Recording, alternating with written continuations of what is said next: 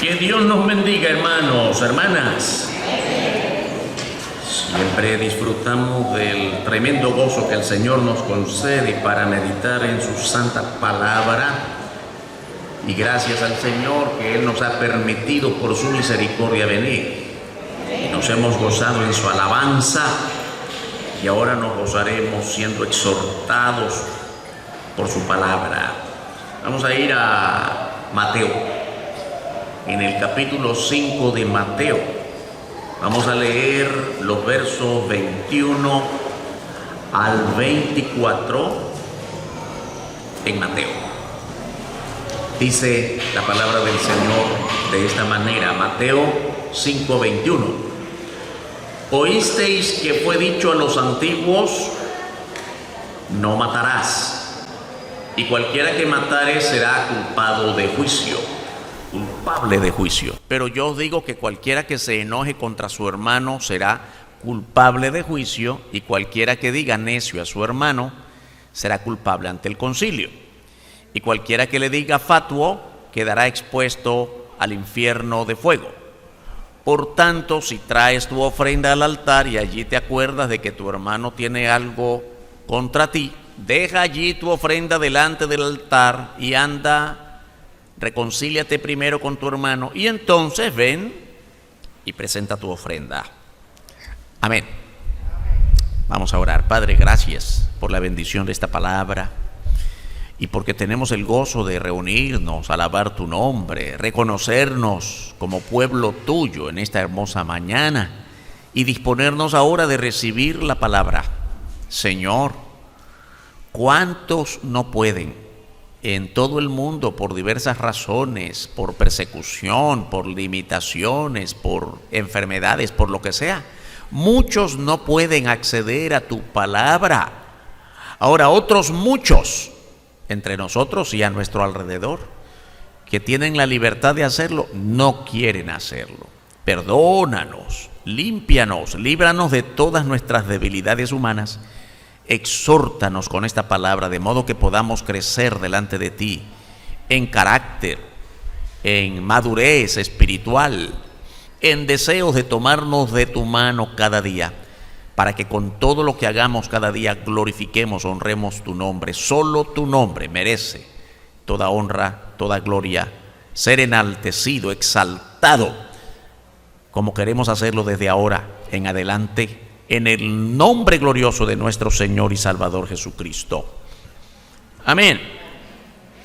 Bueno, vamos a... El tema de esta mañana, hermanos, hermanas, tiene que ver con algo del carácter, de nuestro modo de ser, con algo de lo que es como muy difícil escapar.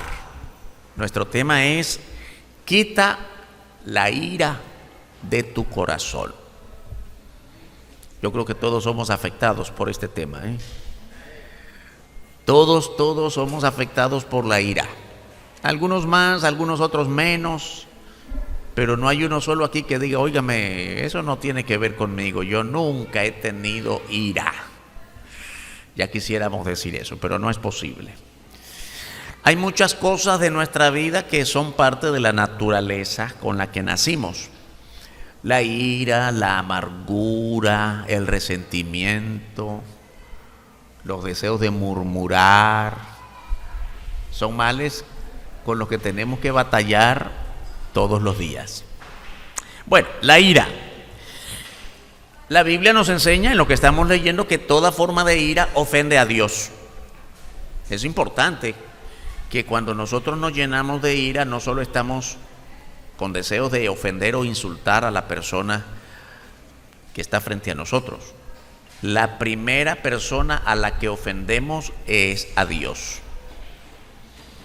Probablemente tengo ira contra alguien, esa persona no lo sabe. Por tanto, hasta me puede saludar con cariño, porque no sabe que yo guardo ira en mi corazón frente a él, frente a ella. Pero Dios sí lo sabe y el primer ofendido es Dios.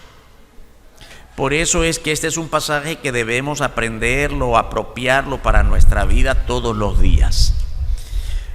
El Señor Jesús está hablando con los que le rodeaban acerca de estos principios del carácter, de la conducta. ¿Ah? Aquí no hay mucho de, vamos a decir algo, toda la Biblia, desde Génesis hasta el Apocalipsis, es un tratado teológico. Quiere decir, todo habla de Dios. Pero hablamos de modo específico cuando algún pasaje no habla propiamente de Dios, de quién es Dios, de la eternidad de Dios, de la esencia de Dios, de la obra de Dios. Entonces decimos, no es un versículo teológico. No lo es así. Es un pasaje bíblico que tiene que ver con nuestra forma de vida. Nadie puede decir, este es un discurso filosófico. No, este es un discurso de la vida concreta. El Señor Jesús está hablando a la gente acerca del comportamiento de cada uno. Por eso es que tiene mucha vigencia para nosotros también. ¿Qué es lo que realmente ofende a Dios? El Señor Jesús estaba hablando de lo que decía la ley y la gente estaba inquieta y por eso pregunta a Jesús, ¿puede ofender al hermano? ¿Hasta dónde es bueno? ¿Hasta dónde no? Bueno, ustedes saben lo que dice la ley. Se refiere a la ley dada por Dios allá en el monte Sinaí, Éxodo capítulo 20, y a partir de allí los libros de la ley. Si quiero recordarles que se llaman libros de la ley los primeros 5 libros de la Biblia. Y otra forma de llamarles es el Pentateuco. 5 libros, 5 rollos. Eso es lo que quiere decir Pentateuco, los 5 primeros rollos de la ley. Y allí se llama de la ley porque es allí, en medio de esos libros, desde Éxodo hasta los libros que siguen, Levítico, Números y Deuteronomio, se enfatiza la ley que Dios le dio a Moisés en el monte Sinaí para la nación de Israel. A esta ley es que se refiere cuando el Señor Jesús está hablando con esto. Ustedes saben lo que dice la ley: no matarás, no hurtarás, no dirás falso testimonio. Entonces, el Señor Jesús a eso es que se está refiriendo. La ley dice que el que mata será culpable de juicio. Capítulo 5, verso 21, en la segunda parte del versículo dice, y cualquiera que matare será culpable de juicio. Hasta esa parte todo está bien con nosotros, porque es así también aquí, allá, en todas partes. El que mata va a juicio. No hay nada nuevo. Aquí no hay nada diferente. Lo diferente es lo que el Señor va a decir después. Y lo que va a decir después trastoca la ley. Óigame que esto es importante. El Señor Jesús trastocó la ley, quiere decir, le dio variantes. Afirmó lo que ya decía la ley y le puso más. Jesús dice, el que se enoja contra su hermano, en el verso 22, la primera parte, pero yo os digo que cualquiera que se enoje contra su hermano será culpable de juicio. Aquí como que la puso más difícil. Bueno, matar, sí, ¿no? Todos entendemos eso. Quitarle la vida a una persona, qué cruel. Es culpable, va a juicio. Pero dice, yo les digo más. No solo el que mate, no solo el que le quite la vida a otro, el que se enoje. Ay, Señor, aquí estamos todos. ¿Alguna vez nos hemos enojado? Yo diría, ¿cuántas veces nos enojamos en un solo día? Pero de que nos enojamos, nos enojamos. Yo no sé si ya usted a esta altura del día, apenas estamos en las primeras horas de la mañana, no hemos llegado al mediodía y ya se enojó más de alguna vez. Se le cruzó un perro manejando el vehículo. Siempre recuerdo, algunas veces lo he contado, un hermanito que venía a prisa a la iglesia un domingo en la mañana, corriendo, y voy tarde, y tenía algunas cosas que hacer en la iglesia, tenía algún cargo, voy tarde, y de repente una persona se le pasa allí en el vehículo, se cruzó la roja. Las palabrotas que se nos salen. Y la otra persona que muy apenada saca la cara, ay, si es la hermanita de la iglesia. Y luego se vieron en la iglesia, hermanos. Ay, hermanita, perdóneme, yo no sabía que era usted. Bueno, el punto es que yo no sabía que era usted, pero si hubiera sido otro, igual. No debemos enojarnos con nadie. Eso es lo que dice aquí. No estoy interpretando nada, solo estoy leyendo. Cualquiera que se enoje. Y no dice cualquiera que se enoje con su hermanito, no, cualquiera que se enoje con cualquiera. Puede ser que te enojes con tu peor enemigo, ya te enojaste. El problema no es contra quién te enojaste. El problema es que cualquier enojo tuyo ofende a Dios. Hermanos, son lecciones para la vida cotidiana, son lecciones para la vida práctica y son lecciones de Dios para nosotros. Ahora, aquí está diciendo algo. La ley dice eso, pero yo digo, Señor, ¿y con qué autoridad estás diciendo eso? Jesús deja bien clara su autoridad personal aún sobre la ley. Y esta frase pero yo digo, eso tiene peso.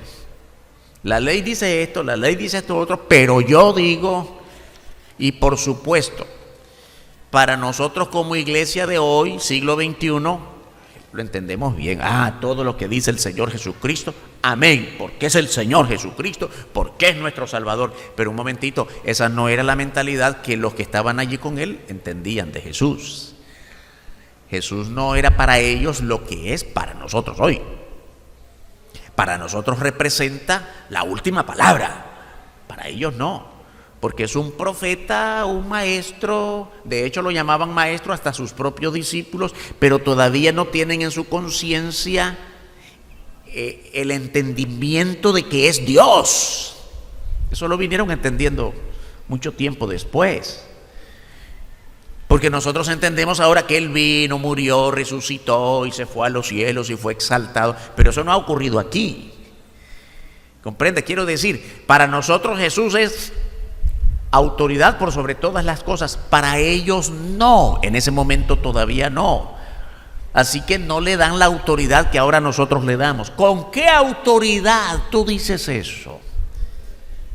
Recuerden que había muchos judíos, los creyentes judíos, la mayoría no eran creyentes en Dios ni en nada, pero los que sí creían y algunos que creían, como los fariseos, ellos creían que creían en Dios, no creían en nada, creían en sí mismos. Y entonces ellos eran muy dados a cuestionar, ¿y tú con qué autoridad? ¿De dónde vienes? ¿Y quién te hizo profeta? Así que no crea que el Señor Jesús dijo algo que Él sabía que iba a ser aceptado por todos. Pero yo les digo, ¿con qué autoridad? El Señor Jesús manifiesta su autoridad como Hijo de Dios. El simple enojo ya ofende a Dios. El que ofende, observe una cosa, nosotros tenemos en nuestro lenguaje común es un asunto de traducciones de la Biblia, ¿no? Quiero explicar siempre que la Biblia es palabra de Dios. Decimos amén a eso, ¿no? La Biblia es palabra de Dios, amén. Quiere decir es inspirada por el Espíritu Santo. Cada uno de los que escribieron los libros de la Biblia son inspirados por Dios. Muy bien. Ahora, los libros son inspirados, las traducciones no. ¿Comprende? Hay muchas traducciones de la Biblia, en cada idioma hay más de una traducción en cada idioma, muchas versiones de la Biblia, eso ya no es inspirado. Y por eso es que encontramos diferentes versiones que ocupan diferentes palabras en los mismos versículos, porque la idea es que cada versión trate de explicar lo mejor posible lo que se quiso decir en el original, ya sea griego o hebreo, que son los idiomas imperantes en la Biblia. Hay un tercero que es arameo, pero muy poquitas palabras. Pero el hebreo y el griego. ¿Cómo entender lo que realmente fue escrito en hebreo en los libros del Antiguo Testamento y cómo entender lo que fue realmente escrito en el griego en el Nuevo Testamento? Ya cuando se vienen a desarrollar las traducciones, ese esfuerzo de mucha gente buena, con buen espíritu para traducir, ya eso ya no es inspirado. Entonces aquí tenemos problemas porque ¿cuántas veces usted papá, usted mamá, usted maestra de escuela, maestro, usted abuelito le ha dicho necio a su niño? Muchas veces. O a veces entre nosotros. Mire, viene ese hermano y dice siempre, ay, ese hermano es necio. Y parece una palabra inocente, inofensiva. Niño, no sea necio. ¿Ya observó lo que dice aquí? Vamos a estudiar qué cosa es esto. En la segunda parte del versículo 22. La palabra necio o fatuo. El que diga necio a su hermano ya ha pecado contra Dios. Dice, y cualquiera que diga necio a su hermano será culpable ante el concilio.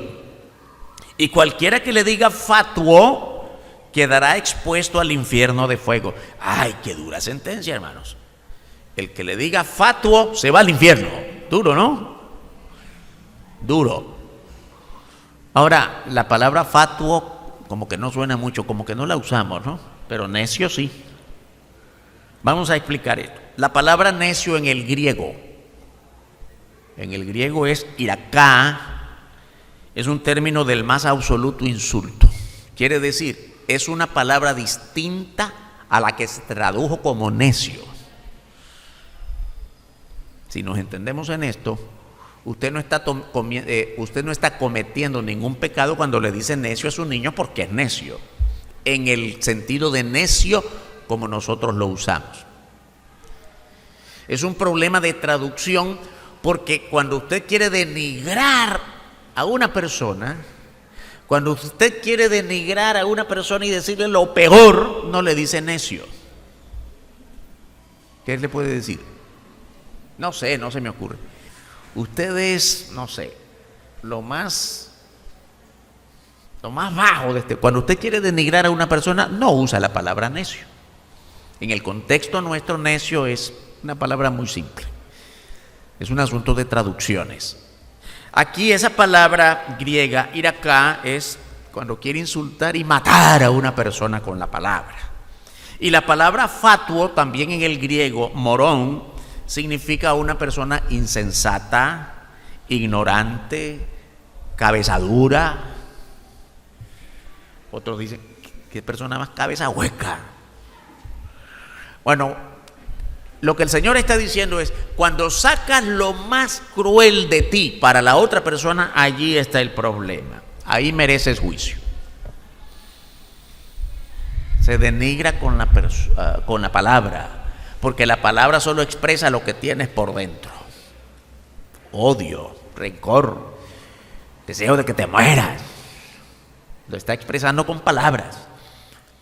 Ahí mereces juicio, dice Dios.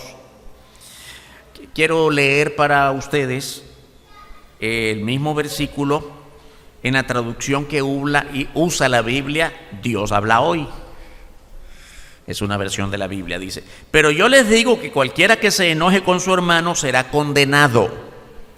Al que insulte a su hermano lo juzgará la Junta Suprema. Y el que injurie gravemente a su hermano se hará merecedor del fuego del infierno. Mire bien que ya no se usa la palabra necio o fatuo en esta traducción o en esa versión de la Biblia. Más bien se usa el que injurie gravemente a su hermano, el que sienta y exprese con palabras lo peor. Ahora otra versión, la Nueva Versión Internacional.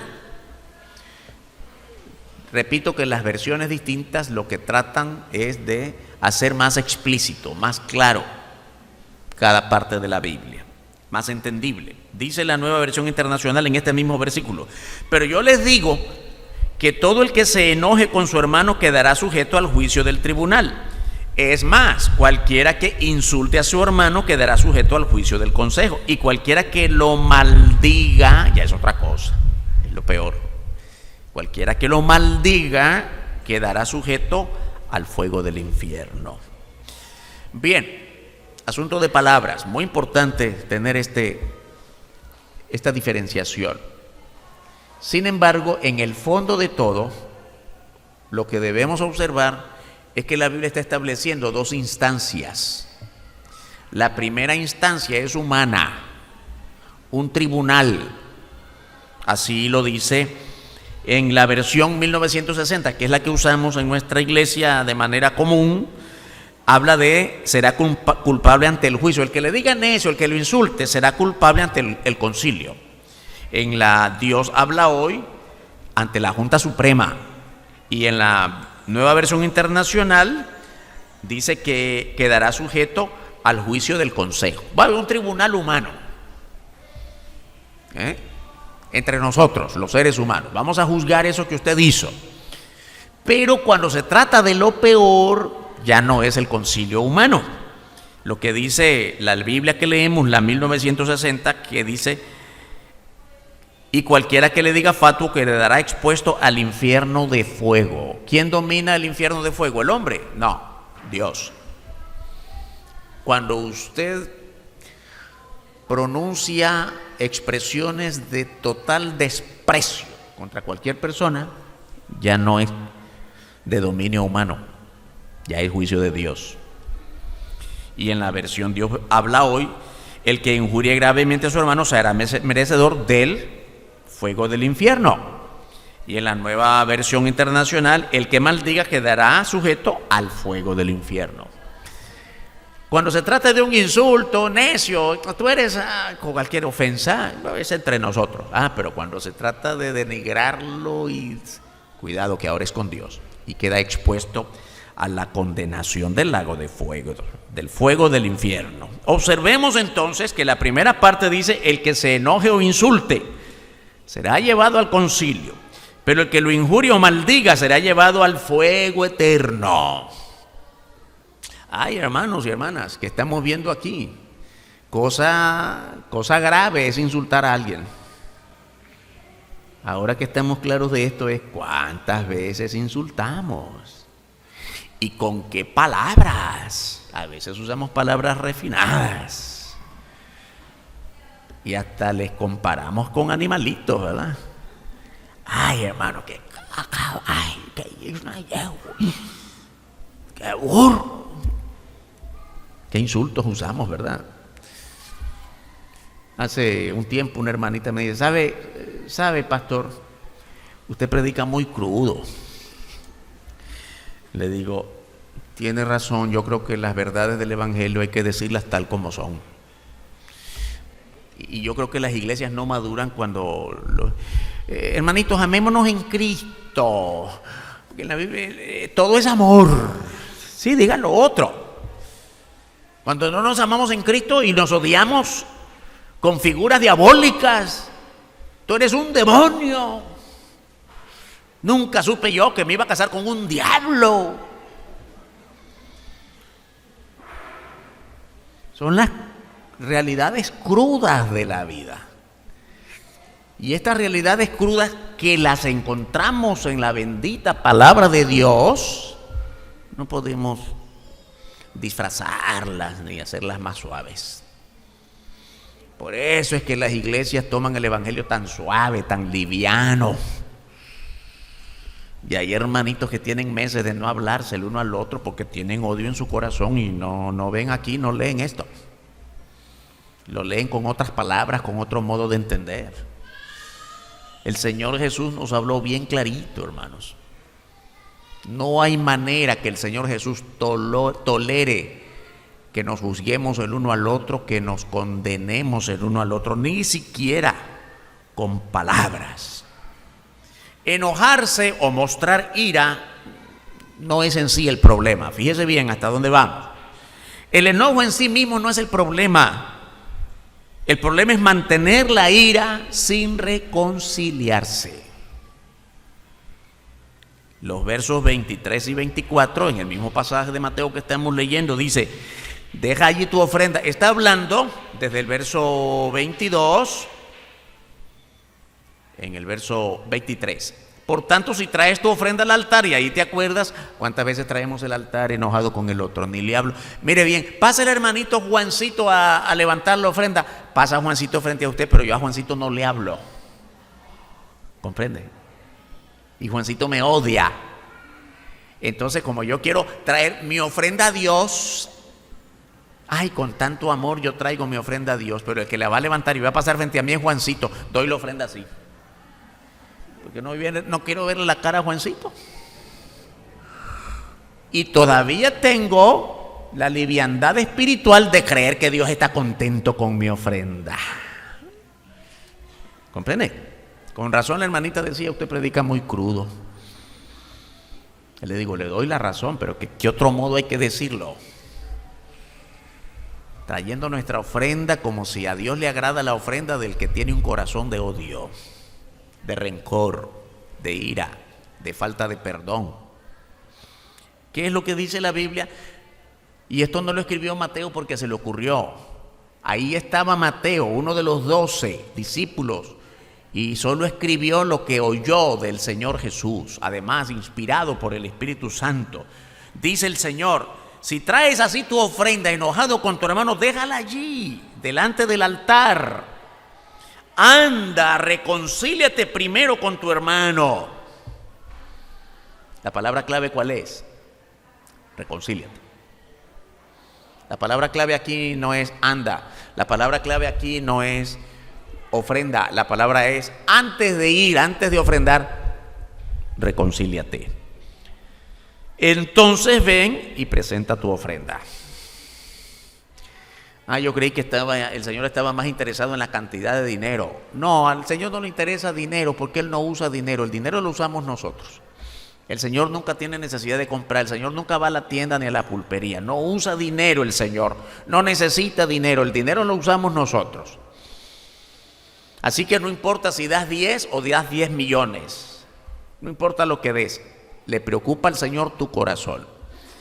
Antes de que pongas en el alfolí o en el altar. Está hablando del altar porque está hablando de la manera de ofrendar en el Antiguo Testamento.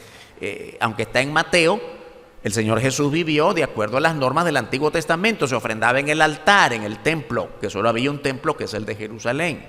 Y está hablando del altar del sacrificio, que no era solamente el dinero que se daba. También se daba dinero, pero no es solo dinero. La ofrenda del corderito, de la oveja, para ser sacrificada, para que Dios perdone mis pecados. Y a lo mejor estaba yo enojado con el mismo sacerdote que está recibiendo mi animalito para el sacrificio.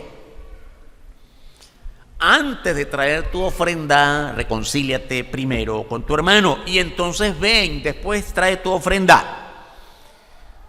Y en relación a esto también nos escribe Pablo en el capítulo 4 a Efesios, la carta a los Efesios, capítulo 4, verso 26. Airaos, pero no pequéis. No se ponga el sol sobre vuestro enojo. Mire qué interesante. Airaos es llenarse de ira. Puedes mostrar ira, pero ojo con esto, cuidado. La ira es humana, la ira es emocional, la ira es circunstancial. Hay cosas que nos llenan de ira y no podemos negar la ira, está allí. ¿Cuántas veces usted está clavando algo ahí, se dio con el martillo? ¡Ay! ¿Y contra quién se enojó? Contra el martillo. No importa si es contra el martillo, pero se enojó. Se llenó de ira. A lo mejor contra usted mismo. Y más si fue provocado por otra persona. ¿Quién puso este taburete en medio? Y no lo vi, me caí. Yo lo puse, el nieto, inocentemente. Y comienza, ¿no? La ira es natural, pero dice la Biblia, el problema no es que te llenes de ira, el problema es cuidado. Si no la dominas, si no le das el curso correcto, de acuerdo a la Biblia, vas a cometer pecado. La consecuencia de la ira es el problema. Puedes tener ira, pero no peques. Que no se ponga el sol sobre vuestro enojo.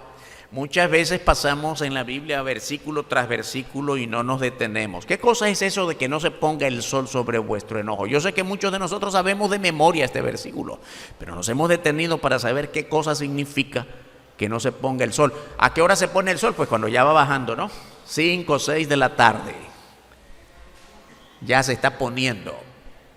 Pues quiere decir, si te enojaste por la mañana, cuidado, llegas airado hasta la tarde.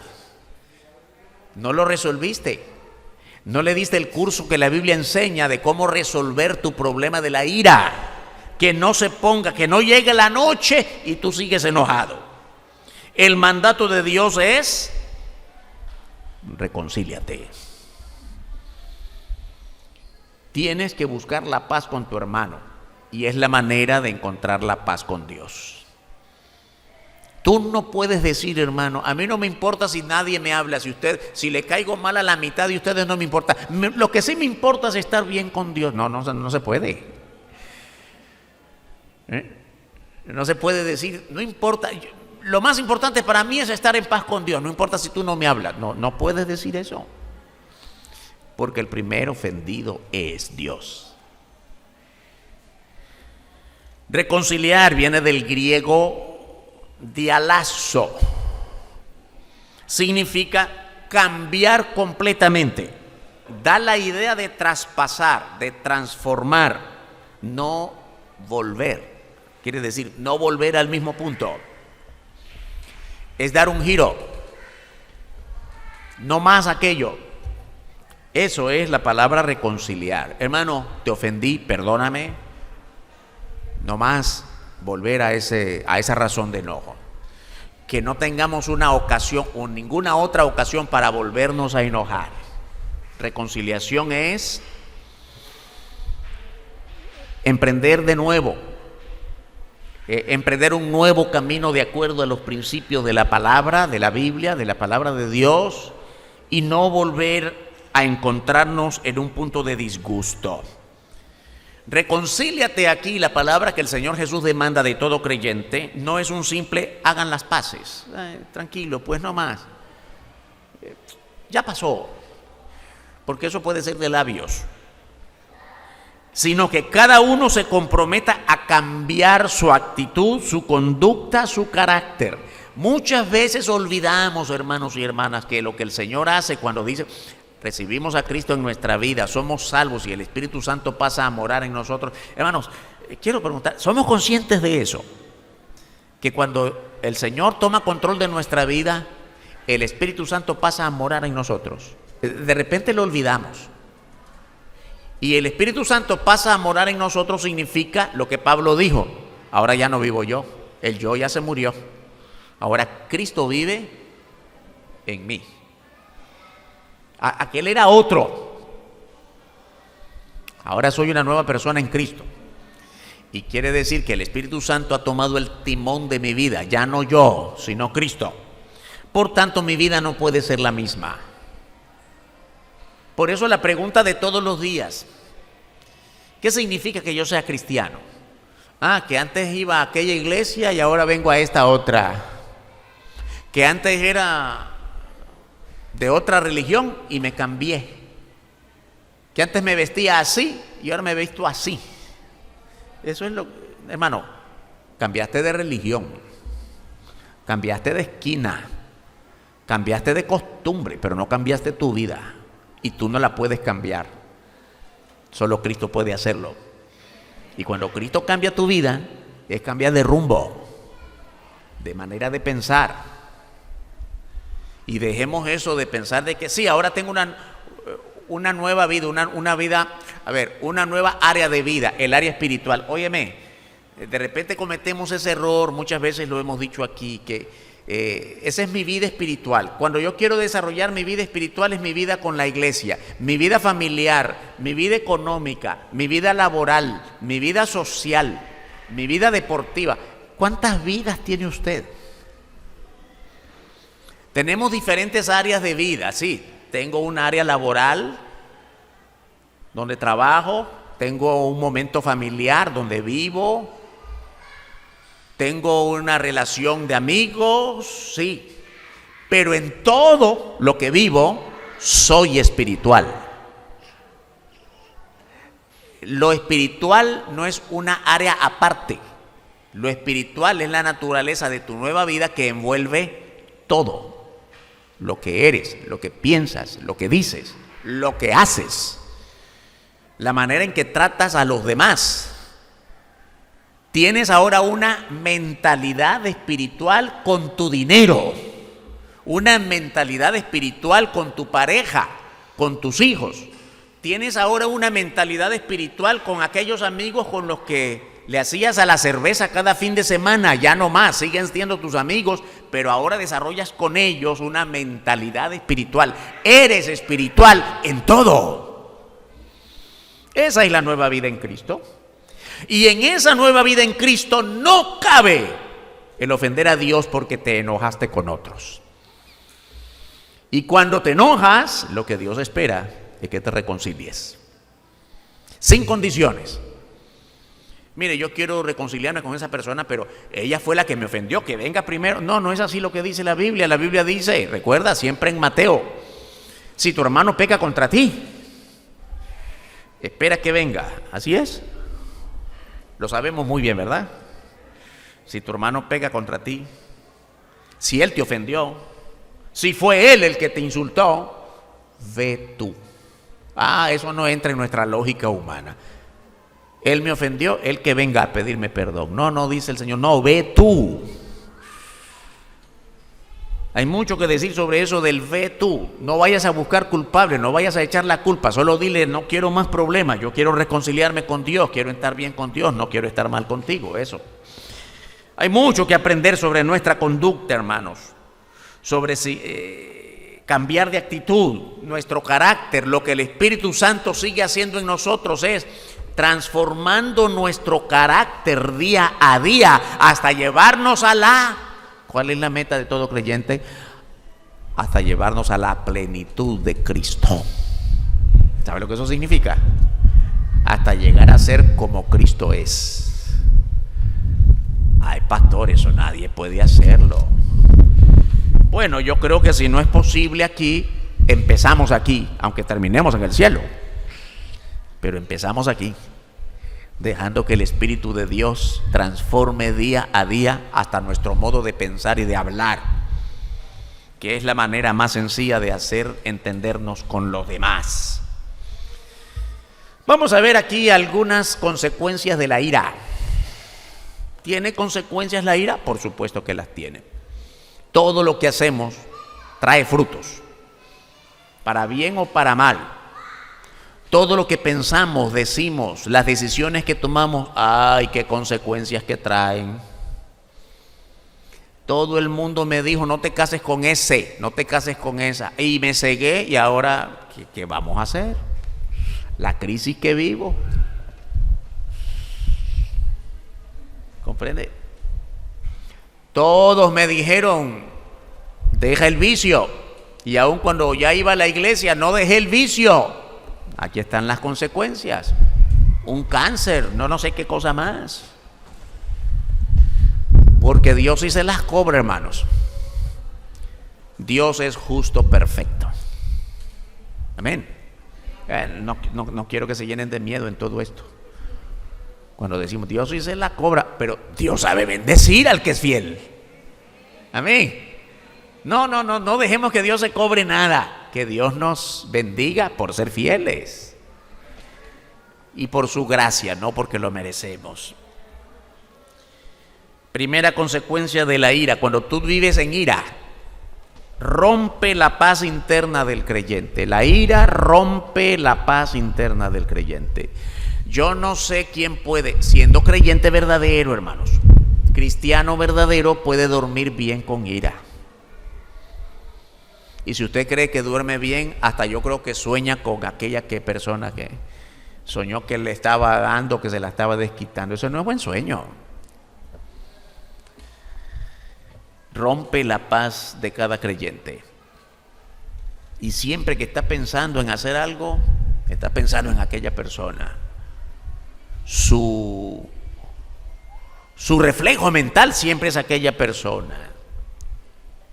La ira no viene sola, trae envidia, trae separación, trae ruptura, trae otros disgustos. Y el problema de la persona que está llena de ira es que los demás se le retiran porque la ira se nota. Sabe que la ira no se puede esconder. Siempre tiene un rostro amargado, no ríe. Se observa en su mirada que no tiene paz. Y por eso es que en mi centro de trabajo nadie me habla. Sí, se te nota que mejor de larguito. La gente desea estar mejor de larguito de una persona que está cargada de ira. Otra consecuencia: nubla tu mente la ira. No te deja razonar. Cuando estás lleno de ira, el primer impulso humano es el manotazo, la palabrota, el insulto, porque se te nubla la mente. Y cuando estás cargado de ira contra una persona, te imaginas a la persona de lo peor. Aquella persona puede tener cualidades bonitas, destacables, pero tú solo ves lo peor. Es la ira, porque la ira carcome tu corazón, llega a la mente y a la palabra, pero nace aquí, en el corazón. No vives en paz. Y una tercera consecuencia, si es que estamos hablando de creyentes, por supuesto, daña tu testimonio. Y cuando decimos que daña el testimonio del creyente, a veces pensamos que tenemos que cuidar nuestros testimonios en la iglesia. No, en el mundo, la gente, el vecino se da cuenta. Sí, todos son cualquier cosa.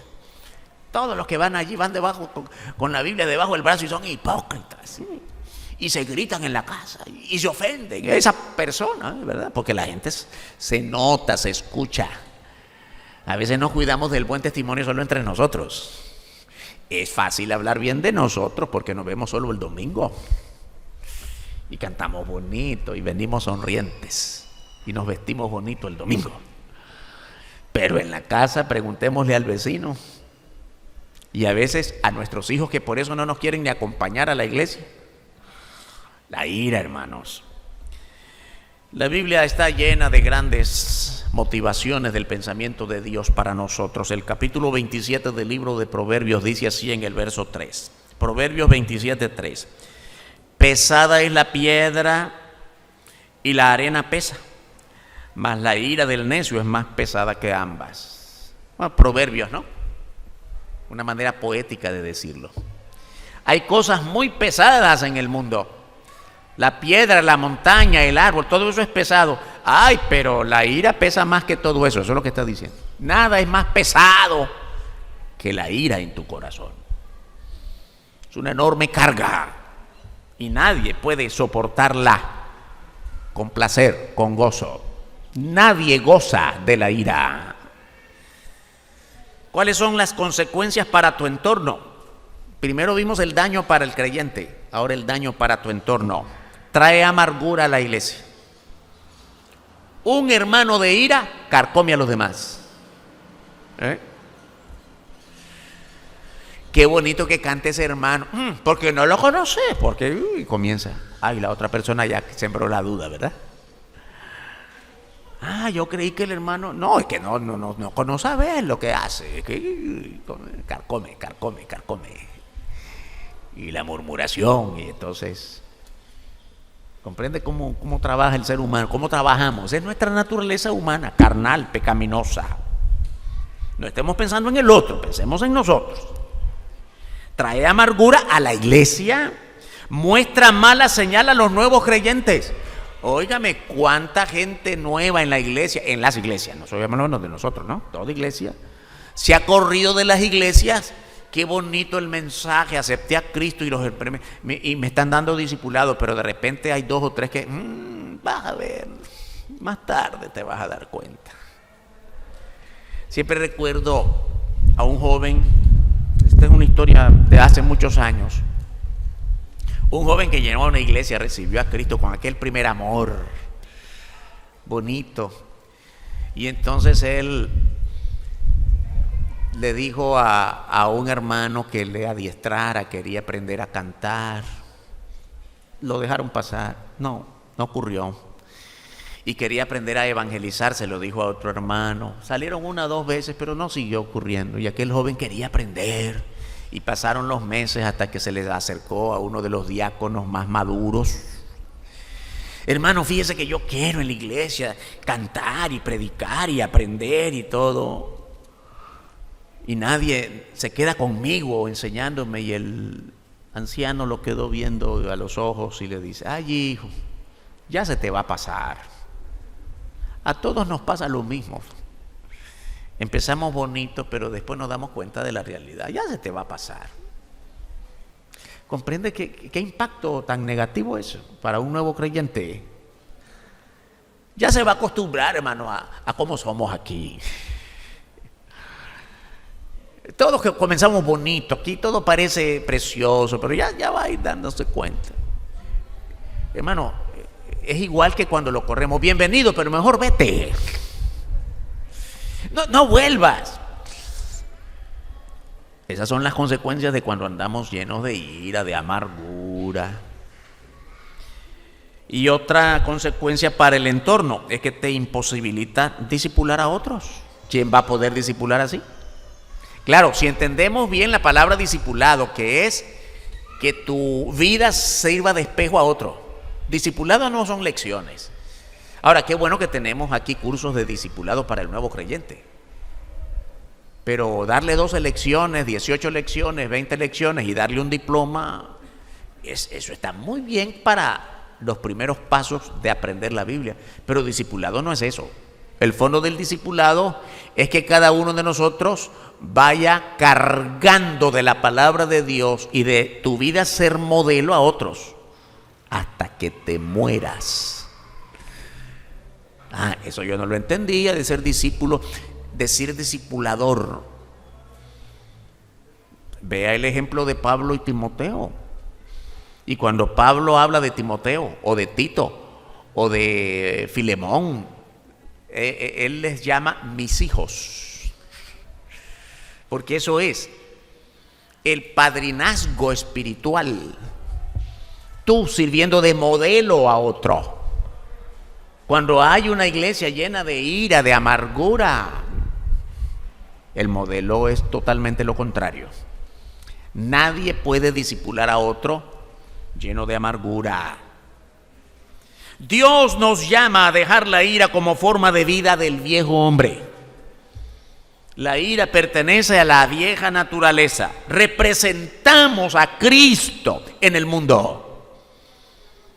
Segunda a los Corintios capítulo 5 verso 20 dice: así que somos embajadores en nombre de Cristo, como si Dios rogase por medio de nosotros. Os rogamos en nombre de Cristo, reconciliaos con Dios. Hermanos, es importante la palabra embajadores. Todos sabemos lo que es un embajador, el representante de una nación en otra nación. ¿Ya? Hay muchos nicaragüenses que viven en muchas partes del mundo, pero están viviendo su vida allí, no son representantes del país. Y pueden decir lo que quieran, hablar lo que quieran, pensar lo que quieran, pero el embajador no. Cuando el embajador habla a nombre de su país, no lo dijo fulanito de tal, lo dijo su gobierno. ¿Sabe lo que significa que nosotros seamos embajadores de Cristo? Hablamos en nombre de Cristo. Tenga cuidado con lo que decimos, porque no lo dice usted. Lo que usted dice, lo que usted hace, lo que la gente ve de usted, usted está reflejando a la persona de Cristo. La gente no ve a Cristo como persona aquí. No sabemos dónde, no está aquí físicamente. Nosotros representamos a Cristo. Cristo tiene que ver, el mundo, la gente tiene que ver a Cristo en nosotros. Eso es que somos embajadores. Qué bueno, hermanos, meditar en todo esto, porque yo creo que si recibimos bien la exhortación de esta palabra, nuestra vida no puede seguir siendo la misma a partir de esta palabra. Un mandato bíblico para dejar la ira y otros males de la naturaleza humana lo encontramos en Colosenses capítulo 3, versículo 8. Pero ahora dejad también vosotros todas estas cosas. ¿Con qué comienza? Ira. Pero ahora que son creyentes, hermanos, eso está diciendo Pablo a los colosenses, ustedes deben dejar todas estas cosas. ¿Y cuál es la lista? Ira, enojo, malicia, blasfemia, palabras deshonestas de vuestra boca. Qué bueno que aquí hacemos mucho énfasis en la buena doctrina, sana doctrina, que la segunda venida de Cristo, que el rapto, que el reino venidero y en la doctrina. Todo eso es importante como doctrina, como teología. Pero esta mañana no estamos hablando de eso, hermano. Estamos hablando de tu vida, mi vida. nuestra vida práctica. ¿Qué es lo que el mundo ve de nosotros? La gente no nos va a preguntar en la calle. Salga usted a evangelizar y la gente no le va a preguntar, ¿usted qué cree que Cristo viene o el milenio? Porque la gente no está embebida de esos temas muy bíblicos, muy teológicos. Cuando usted llega a hablar de Cristo a la persona, lo primero que la gente quiere ver es que usted es una persona diferente. Usted me va a hablar de un Cristo que va a transformar mi vida. Y si usted me va hablando de Cristo, es porque Cristo cambió la suya. Estamos hablando totalmente de las formas de vida. Por eso, como lo más visible en todo ser humano es esto que dice Pablo con los colosenses, por eso es que hay que evitarlo. Ira, enojo, malicia, blasfemia. Es Dios quien nos ha puesto en una estatura superior a la naturaleza pecaminosa. Nosotros no nos hemos ubicado en una altura espiritual por nosotros mismos porque somos incapaces de eso. Es Dios quien nos ha llevado a esa posición espiritual, totalmente renovada por su palabra y por la sangre de Cristo.